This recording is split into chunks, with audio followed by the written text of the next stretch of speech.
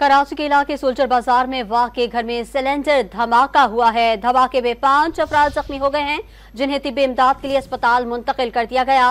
मज़ीद तफसीलात जानते हैं डॉन न्यूज़ के नुमाइंदे बिलाल खान से।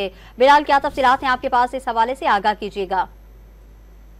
जी बिल्कुल, देखिए सोलजर बाजार थाने वाली गली में अचानक सिलेंडर ब्लास्ट हुआ है। सिलेंडर ब्लास्ट के बाद जो जख्मी थे उन्हें तिब्बी इमदाद के लिए सिविल अस्पताल की बस स्पॉट मुंतकिल कर दिया गया है। पुलिस हुकाम की जानिब से ये कहा गया है कि सिलेंडर ब्लास्ट में 8 अफराद जख्मी हुए हैं, जिसमें 3 अफराद जो है वो मामूली जख्मी हुए हैं।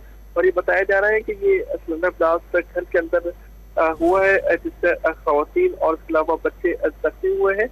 बाकी के बाद पुलिस की नफरी भी इस मकाम पर पहुंची है। पुलिस हुकाम की जानिब से ये कहा गया है कि सिलेंडर ब्लास्ट है और इसके अलावा इसमें जो है जख्मी की हालत खतरे से बाहर बताई जाती है।